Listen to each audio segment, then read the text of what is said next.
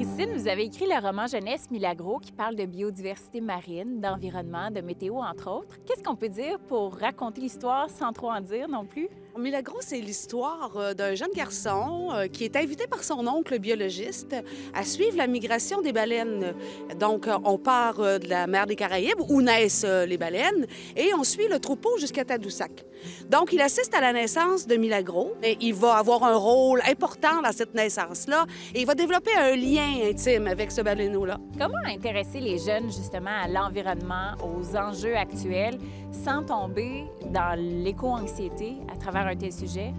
Bien, je pense que ce qu'il faut, c'est de les émerveiller et leur donner un sentiment d'appartenance, d'attachement. Quand on connaît les baleines, bien, c'est difficile à pas aimer une baleine. Tout le monde aime ça, les baleines. Avoir le goût de s'impliquer, sans culpabiliser, sans dire qu'il faut s'occuper de sa planète, il y a une urgence, mais en les informant de ce qu'on peut faire, parce qu'il y a des petits trucs dans le livre aussi. Vous connaissez ça, vous, la vie à bord d'un voilier? C'est une grande partie de votre vie. Quand j'ai commencé à faire de la voile avec mon conjoint, bien, j'étais enseignante, je suis orthopédagogue.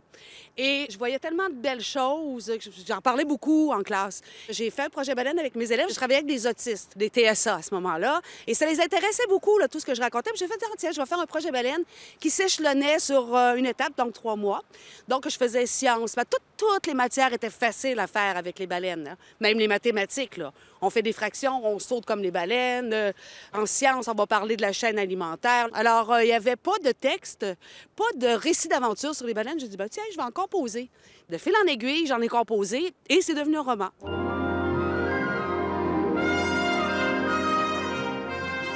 C'est pas pour rien que là, vous visez les établissements scolaires aussi avec votre livre. Effectivement. Je vise les établissements scolaires avec mon livre parce que je pense que c'est important que l'éducation mise encore plus sur l'environnement.